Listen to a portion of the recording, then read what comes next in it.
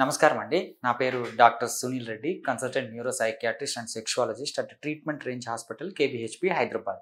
So ఈరోజు మనము late మ్యారేజెస్లో sexual డిస్ఫంక్షన్స్ని encounter చేస్తున్న కేసెస్ గురించి మాట్లాడుకుంటాం.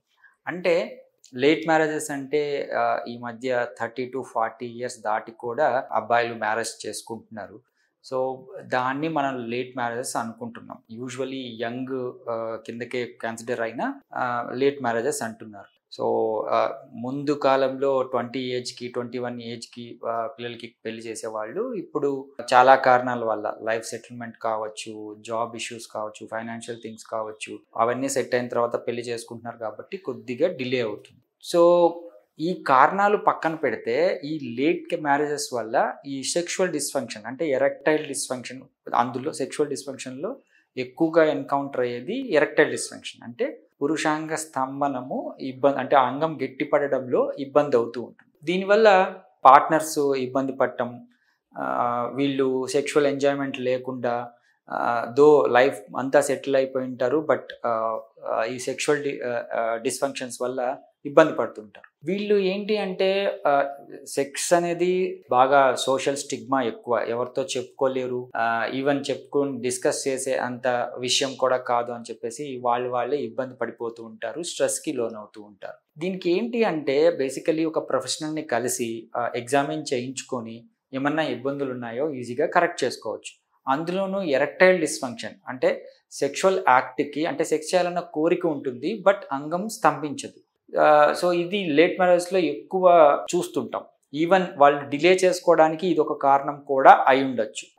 నేను పెళ్లి చేసుకోను అని చెప్పుకోవడానికి ఇది ఒక కారణం కూడా అయి ఉండొచ్చు. సో అందుకని ఇవి ఈజీగా మనము రెక్టిఫై చేయొచ్చు.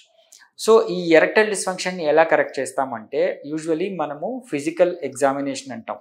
వాళ్ళని ఫిజికల్గా చూస్తాం, ఎగ్జామిన్ చేస్తాం, తర్వాత హిస్టరీ తీసుకుంటాం. ఎప్పుడైనా సెక్షువల్ యాక్ట్ ఉందా, లేకపోతే అసలు అంగం స్తంభన ఫస్ట్ నుంచి లేదా, ఇలాంటి హిస్టరీ తీసుకొనేసి వాళ్ళకి మినిమం టెస్ట్లు, అంటే పురుష తత్వానికి సంబంధించి హార్మోన్స్ ఎలా ఉన్నాయి, సో అందులో ఏమన్నా లోపాలు ఉన్నాయా, హార్మోనల్ ఇష్యూస్ ఏమన్నా, టెస్టోస్టెరాన్ కానీ, ఈస్ట్రోడయాల్ కానీ, ఎఫ్ఎస్హెచ్ ఎల్ఎస్హెచ్ కానీ, ఇవన్నీ హార్మోన్స్ అన్నమాట. సో ఇవి కరెక్ట్గా ఉంటే దానికి తగ్గట్టు మెడికేషన్స్ పెట్టడమా, లేకపోతే ఎరెక్టైల్ డిస్ఫంక్షన్ సింపుల్గా ఎర్లీ ఏజ్లో వచ్చింది కాబట్టి ఏదో మెడికేషన్స్తో ఆ రోజు సెక్షువల్ యాక్ట్కి పంపించకుండా వాళ్ళకి లాంగ్ టర్మ్ ట్రీట్మెంట్, హ్యాపీగా సెక్షువల్ లైఫ్ని ఎంజాయ్ చేయడానికి వాళ్ళకి షాక్ వేవ్ థెరపీ, అంటే ఇది లో intensity extra corporeal shock wave therapy అంటాం. అంటే ఇది ఒక మసాజింగ్ టెక్నిక్ లాగా పెన్నిస్కి ఇవ్వడం అనేది జరుగుతుంది.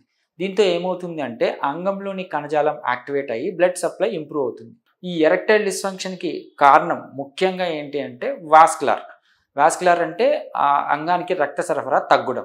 సో ఇది ఎప్పుడైతే ఇంప్రూవ్ అవుతుందో ఆబ్వియస్గా వాళ్ళ ఎరెక్టైల్ డిస్ఫంక్షన్ని కరెక్ట్ చేయడం అనేది అవుతుంది.